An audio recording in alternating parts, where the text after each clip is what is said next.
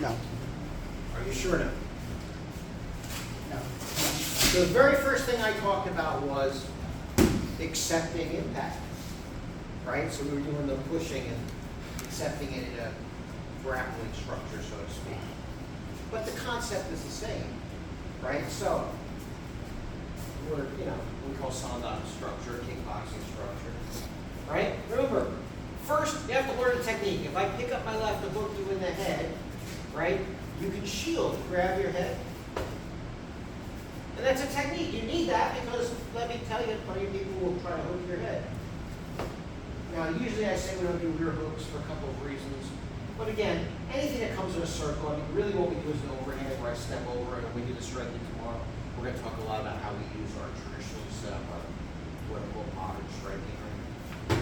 But again, just you do this. Anything that comes around, you'll see this. See, like, this is not a trained way to fight, but you'll definitely see this. People will definitely do that to you.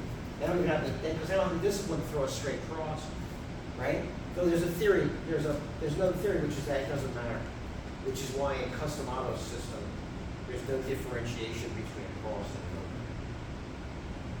One is a hook, two is either a cross or an overhead, it doesn't matter. That's the 1, 2.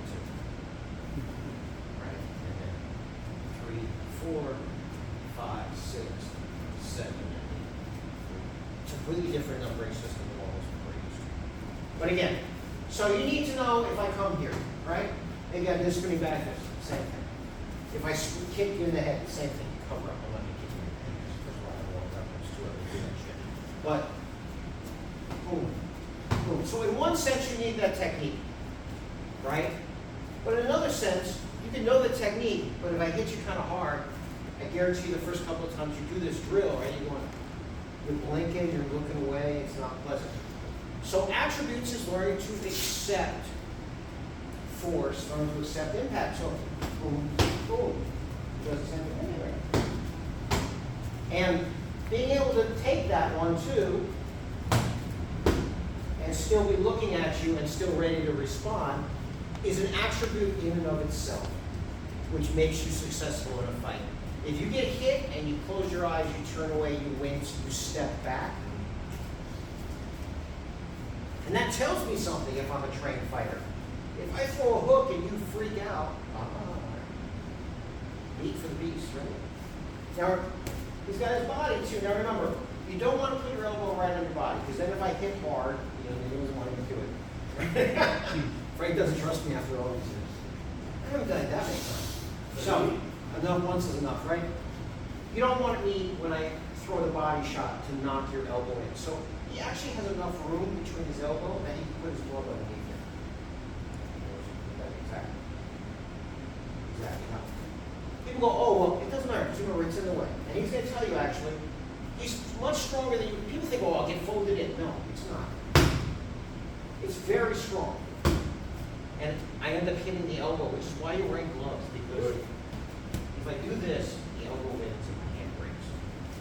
Bare knuckle boxing, if you look at the history, there was not a lot of body shots because they were afraid that they didn't know how to break their hands. As it is, they broke their hands a lot on the top of the head, because that's hard too. So why do we wear gloves? Listen, in the street, if you break your hand and you live, you're happy that you live, right? 2 guys attack you, one of them has a knife, and at the end of the night, you go in the emergency room and go, I broke my hand. You're still alive to tell them you broke your hand, and you need to take 8 weeks off while your hand heals up, that's okay. But training every week and breaking your hand so that then you miss 8 weeks of training and then come back again is not a way to train. Okay? Chan Tai San, the first time I showed up with a box of boxing gloves, Chan Tai San looked at me and goes, literally, I wondered how long it was going to take you to figure that out. I went, what? He goes, I was an orphan in a monastery. We didn't have gloves, so we didn't train that way. As soon as I got in the military, we had a mat on the floor and we had boxing gloves, and we used them. Right? We used to train on rocks by the stream with no gloves, because that's all we had. That's the only choice we had. Here in America, where people have money and spaces they can train in, they still want to go train like the orphans at the monastery. No. Gloves protect you. They don't protect him, right? If I punched you in the face with a glove, it's still going to hurt. Don't be building, oh, no, I want to hit you with my deadly bear. In fact, it makes it easier for me to hit you in the face. I'm less restrained. when you're bare knuckle, people don't hit as hard as they think they're going to hit.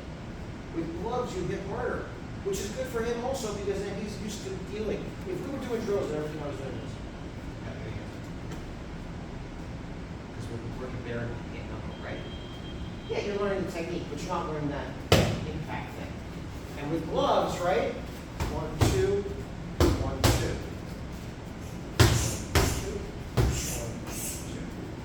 1, 2, 1,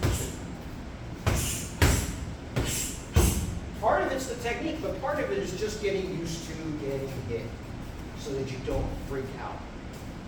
The other joke we used to have, right, was I would take a kid from a bad neighborhood in a knife fight over the kid that took some Kali lessons any day of the week. The kid that's actually had a knife fight as opposed to the kid that just learned the 8 patterns and, 12 drills. Because it's a different story when somebody actually pulls a knife on you, right? It's a very different story, right?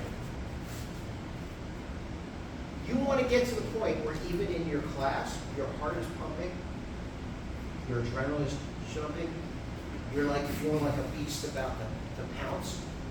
You know this feeling. You know this feeling, right? You guys may know this feeling. The longer you train, you get to that point, right? And you get used to that feeling. But you get used to it in a safe environment here, where it's not a guy with a knife, or a guy who might have a knife and might have friends, right? In the old days, you learn some techniques, and then you hope you survive long enough to get enough experience to use them. So for every Chan Tai San that was a great fighter and would have ripped your head off and spit down your neck, I guarantee there were 10 guys that died. Got knifed, got stabbed, got their head blown off, got their head chopped off, got thrown in the water, drowned. It's not a way to train modern people. The old Kung Fu guys that you know of that are great fighters, they are. They're the guys I hung out in San Francisco, the gangsters I was talking about earlier today, right? Yeah, those were some tough guys, but I don't want to use that as my way to train normal ways. First of all, because you don't end up doing what you're going to do with Chan Tai San too. But a good example of that, not in a positive way.